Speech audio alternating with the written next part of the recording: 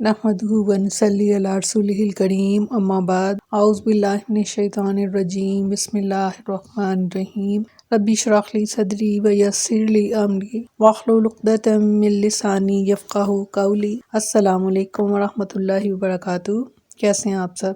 انشاءاللہ خیر و عافیت سے ہوں گے۔ اللہ تعالیٰ آپ سب کو اپنے حفظ و امان میں رکھے، آمین ثم آمین۔ 12واں پارہ سورۃ ہود، آیت نمبر 9 to 14۔ لفظی ترجمہ: والئن، اور اگر، ازقنا، ہم چکھا دیں، انسان کو، منا، اپنے پاس سے، رحمتاً، رحمت، ثم، پھر، نزعناہا، پھر چھین لے اس کو، منہ، اس سے، انہ، تو بے شک وہ، لیئوس، کفور، البتہ مایوس اور ناشکرا ہے۔ والئن، اور اگر، ازقناہ، ہم چکھا دیں اس کو، نعماء، نعمتیں، بعد ضراء، تکلیف کے بعد، مست ہو، جو پہنچی اسے، لیقولن، تو ضرور کہے گا، ذہب السیئات، دور ہوئی برائیاں مجھ سے، انی، مجھ سے، انہ، بے شک وہ، لفرح، البتہ اترانے والا، فخور، اور فخر کرنے والا ہو جاتا ہے۔ الا، مگر، الذین، جنہوں نے، صبر کیا، وعملوا الصالحات، اور نیک اعمال کیے، اولئک، یہی ہیں، لہم، ان کے لیے، مغفرۃ، بخشش ہے، واجر کبیر، اور بڑا اجر عظیم ہے۔ فلعلک، بس شاید کہ آپ، تارکون، چھوڑ دیں، بعض کچھ، ما یوحیٰ، جو وحی کیا جاتا ہے، الیک، آپ کی طرف، وضائقن، اور تنگ ہو بھی اس کے ساتھ، صدرک، آپ کا دل، ان یقولوا، کہ یہ کہنے لگے، لولا، کیوں نہیں، انزل، نازل ہوا، علیہ، ان پر، کنزن، کوئی خزانہ، او یا جاء، آیا، معہ، ان کے ساتھ، ملکن، کوئی فرشتہ، انما، اس کے سوا کچھ نہیں کہ انتا، آپ، نذیر، صرف ڈرانے والے ہیں۔ واللہ، اللہ، علی کل شیء قدیر، ہر چیز پر قادر ہے، بے شک۔ ہم یقولون، کیا وہ کہتے ہیں، افطراہ، کہ اس نے گھڑ لیا ہے، استغفار، قرآن کو، کل کہہ دیجئے، فاتو، تو لے آؤ، بعشر، تم بھی لے آؤ، 10 سوریں، مثلہ، اس جیسی، مفتریات، بنا کر، وادعوا، اور بلا لو، من استطعتم، جس کو تم بلا سکو، من دون اللہ، اللہ کے علاوہ، ان، اگر کنتم، تم ہو، صادقین، سچے۔ فَإِن لَم، پس اگر، یستجیبوا، نہ قبول کریں بات، لکم، آپ کی، وَاعْلَمُوا، تو پس جان لو، انما، سوائے اس کے نہیں کہ، انزل، یہ اتارا گیا ہے، بعلم، علم سے، اللہ کے، وَأَنَّ، اور یہ کہ، لا، نہیں، الہ، کوئی معبود، الا، مگر، ہوا، وہی، فَهَلْ، پس وہ، کیا، انتم، تم، مسلمون، تم اسلام لاتے ہو۔ فرمایا، اور یقیناً اگر ہم انسان کو اپنی طرف سے کوئی رحمت چکھائیں، پھر اسے اس سے چھین لیں، تو بے شک وہ یقیناً نہایت نا امید اور بے حد ناشکرا ہوتا ہے۔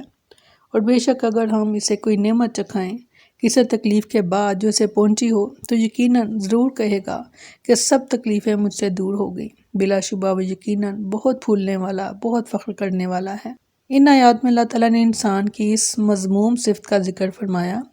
کہ جس سے اس کے صرف وہ مومن بندے ہی محفوظ رہتے ہیں کہ جن پر اللہ نے رحم فرمایا ہو۔ وہ مذموم صفت یہ ہے کہ اللہ تعالیٰ جب کسی انسان کو نعمت دے کر پھر کسی سبب سے اس سے چھین لیتا ہے تو وہ فوراً ہی اس کی رحمت سے نا امید ہو جاتا ہے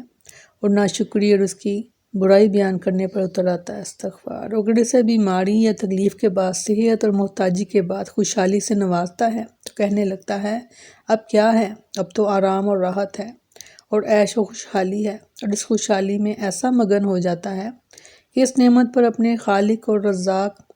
اور آقا و مالک کا شکریہ ادا کرنے کا خیال بھی اس کے دل و دماغ میں نہیں گزرتا، استغفر اللہ۔ سورہ یوسف میں فرمایا،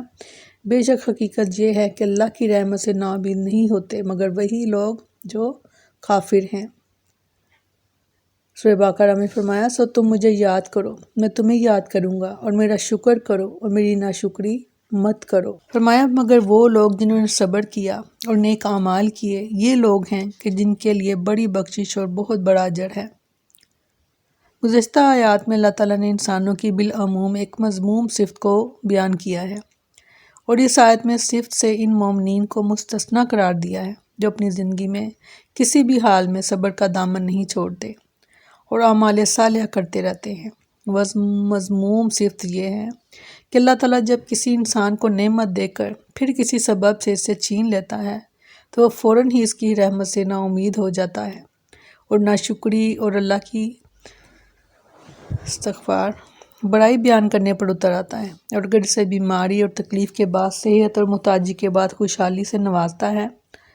تو کہنے لگتا ہے کہ اب کیا ہے، اب تو آرام اور راحت اور عیش و خوشحالی ہے، اور اس خوشحالی میں ایسا مگن ہو جاتا ہے گویا کہ وہ اپنے مالک اور خالق کا شکر ادا کرنا بھی بھول جاتا ہے۔ لیکن جو مومنین تکلیف کی حالت میں صابر اور آرام کی حالت میں اپنے رب کے شاکر ہوتے ہیں اور ہر حال میں عمل صالحہ کرنا ان کا شیوا ہوتا ہے، وہ نہ تو مصیبت کے وقت جزا اور فضا کرتے ہیں اور نہ ہی عیش و آرام کی حالت میں اس طرح ترنگ میں آتے ہیں نعوذ باللہ کہ اللہ کو بھول جائیں۔ اللہ تعالیٰ نے اپنے ان نیک بندوں سے مغفرت اور بڑے اجر کا وعدہ کیا ہے۔ سورہ بقرہ ہی میں فرمایا، اور یقیناً ہم تمہیں خوف اور بھوک اور مالوں اور جانوں اور پھلوں کی کمی میں سے کسی نہ کسی چیز کے ساتھ ضرور آزمائیں گے، اور صبر کرنے والوں کو خوشخبری دے دیں۔ وہ لوگ کہ جب انہیں کوئی مصیبت پہنچتی ہے تو کہتے ہیں بے شک ہم اللہ کے لیے ہیں اور بے شک ہم اسی کی طرف لوٹنے والے ہیں۔ یہ لوگ ہیں جن پر ان کے رب کی طرف سے کئی مہربانیاں اور بڑی رحمت ہے، اور یہی لوگ ہدایت پانے والے ہیں۔ بے شک اللہ ہمیں ان میں شامل فرمائے۔ سورۃ معارج میں فرمایا، بلا شبہ انسان تھر دلا بنایا گیا ہے، جب اسے تکلیف پہنچتی ہے تو بہت گھبرا جانے والا ہے، اور جب اسے بھلائی ملتی ہے تو بہت روکنے والا ہے، سوائے نماز ادا کرنے والوں کے، وہ جو اپنی نماز پر ہمیشگی کرنے والے ہیں، اور وہ جن کے مالوں میں ایک مقرر حصہ ہے سوال کرنے والے کے لیے اور اس کے لیے جسے نہیں دیا جاتا، وہ جو جزا کے دن کو سچا مانتا ہے، اور وہ جو اپنے رب کے عذاب سے ڈرنے والے ہیں۔ یقیناً ان کے رب کا عذاب ایسا ہے کہ جس سے بے خوف نہیں ہوا جا سکتا، اور وہ اپنی شرمگاہوں کی حفاظت کرتے ہیں مگر اپنی بیویوں پر، یا جس کے مالک ان کے دائیں ہاتھ ہیں، تو یقیناً وہ ملامت کیے ہوئے نہیں، پھر جو اس کے علاوہ کوئی راستہ اور ڈھونڈے تو وہی حد سے گزرنے والے ہیں، اور وہ جو اپنی امانتوں کا اور اپنے عہد کا لحاظ رکھتے ہیں، اور وہ جو اپنی گواہیوں پر قائم رہنے والے ہیں، اور وہ جو اپنی نماز کی حفاظت کرتے ہیں، یہی لوگ جنتوں میں عزت دیے جانے والے ہیں۔ اللہ ہمیں ان میں شامل فرمائے، آمین۔ اللہم آمینہم، اللہم آمینہم، اللہم آمینہم، آمین ثم آمین۔ الا الذین صبروا، سیدنا ابو مالک اشعری رضی اللہ عنہ بیان کرتے ہیں کہ رسول اللہ صلی اللہ علیہ وسلم نے فرمایا، نماز نور ہے، صدقہ دلیل ہے، صبر روشنی ہے، قرآن دلیل ہے، تیرے حق میں یا تیرے خلاف۔ سیدنا ابو ہریرہ رضی اللہ عنہ بیان کرتے ہیں کہ رسول اللہ صلی اللہ علیہ وسلم نے فرمایا، مومن کی مثال پودے کی پہلی نکلی ہوئی ہری شاخ جیسی ہے، جب بھی ہوا چلتی ہے اسے جھکا دیتی ہے، پھر وہ سیدھا ہو کر مصیبت برداشت کرنے میں کامیاب ہو جاتا ہے۔ اور فاجر اور بدکار کی مثال صنوبر کے درخت جیسی ہے کہ وہ سخت ہوتا ہے اور سیدھا کھڑا رہتا ہے، یہاں تک کہ اللہ تعالیٰ جب چاہتا ہے اسے اکھاڑ پھینک دیتا ہے۔ سیدنا عبداللہ بن عباس رضی اللہ عنہ بیان کرتے ہیں کہ رسول اللہ صلی اللہ علیہ وسلم نے فرمایا، کسی مسلمان کو کوئی تکلیف نہیں پہنچتی مگر اللہ تعالیٰ اس کے ذریعے سے اس کے گناہوں کو جھاڑ دیتا ہے، جس طرح خزاں میں درخت کے پتے جھڑ جاتے ہیں۔ فرمایا، پھر شاید تو آپ اس کا کچھ حصہ چھوڑ دینے والے ہیں کہ جو آپ کی طرف وحی کی جاتی ہے، اور اس کی وجہ سے آپ کا سینہ تنگ ہونے والا ہے کہ وہ کہیں گے کہ اس پر کوئی خزانہ کیوں نہ اتارا گیا، یا اس کے لیے کوئی فرشتہ کیوں نہ آیا، تو صرف ڈرانے والا اور اللہ پر ہر چیز پر نگہبان ہے۔ کفار مکہ نبی کریم صلی اللہ علیہ وسلم سے بار بار کہتے تھے کہ آپ کی صداقت کی گواہی دینے کے لیے آسمان سے کوئی فرشتہ کیوں نہیں اترتا، یا اللہ تعالیٰ آپ کے لیے کوئی خزانہ کیوں نہیں بھیج دیتے، یا کوئی باغ ہی کیوں نہیں اگا دیتے، یا اور اسی طرح کے دیگر اس طرح کے سوالوں سے رسول اللہ صلی اللہ علیہ وسلم کبھی کبھی دل برداشتہ ہو جاتے تھے، تو اللہ تعالیٰ نے انہیں تسلی دی اور کہا کہ ایسا گزشتہ انبیاء کے ساتھ بھی ہوتا رہا ہے، ان کی قوموں نے بھی انہیں جھٹلایا تو انہوں نے صبر کیا، اس لیے آپ بھی صبر سے کام لیجئے اور دل برداشتہ ہو کر اور کافروں کا دل رکھنے کے لیے قرآن کریم کی ان آیتوں کی تبلیغ سے نہ رک جائیے جنہیں کفار سننا نہیں چاہتے۔ آپ کا تو کام جو ہے وہ پیغام الہی کو من و ون پہنچا دینا ہے، آسمان سے نشانیاں نازل کرنا تو صرف اللہ کے اختیار میں ہے۔ فرمایا، یا وہ کہتے ہیں کہ انہوں نے اسے گھڑ لیا ہے، کہہ دیجئے پھر اس جیسی 10 صورتیں گھڑی ہوئی لے آؤ اور اللہ کے سوا جسے چاہو بلا سکتے ہو بلا لو اگر تم سچے ہو۔ پس اگر وہ آپ کی بات قبول نہ کریں تو جان لیں کہ یہ صرف اللہ کے علم سے اتارا گیا ہے، اور یہ کہ اس کے سوا کوئی معبود نہیں، تو کیا تم حکم ماننے والے ہو؟ اللہ تعالیٰ نے قرآن مجید کے اعجاز کو بیان کرتے ہوئے فرمایا ہے کہ یہ کسی انسان کے بس میں نہیں کہ وہ قرآن مجید جیسی کتاب پیش کر سکے، بلکہ یہ بھی کسی کے مقدور میں نہیں کہ وہ اس جیسی 10 صورتیں یا ایک صورت ہی پیش کر سکے، کیونکہ رب تعالیٰ کے پاک کلام سے مخلوق کے کلام کی کوئی نسبت یا مشابہت نہیں ہو سکتی، جیسا کہ صفات الہی سے مخلوق کی صفات کو کوئی موافقت و مناسبت نہیں ہو سکتی۔ اس کی ذات بابرکات اس بات سے بلند اور بالا، عرفہ و اعلیٰ ہے کہ کوئی بھی چیز اس کے مشابہ ہو، بے شک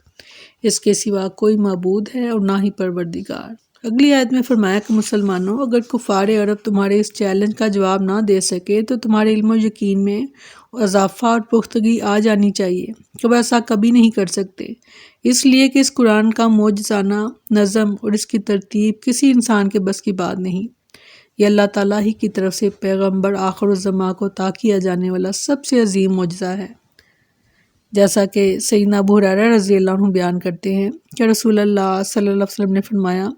ہر نبی کو جیسا معجزہ دیا گیا اسی قدر اس پر ایمان لایا گیا، یا فرمایا کہ اسی قدر لوگ اس پر ایمان لائے، اور مجھے تو قرآن مقدس کی وحی دی گئی ہے جو اللہ تعالیٰ نے میری طرف بھیجی ہے، اس لیے مجھے امید ہے کہ قیامت کے دن میری پیروی کرنے والے لوگ تمام انبیاء کے پیروکاروں سے زیادہ ہوں گے۔ سبحانک اللہم و بحمدک نشہد ان لا الہ الا انت نستغفرک و نتوب الیک۔ سبحان ربک رب العزت عما یصفون وسلام علی المرسلین والحمد للہ رب العالمین۔ السلام علیکم ورحمۃ اللہ وبرکاتہ۔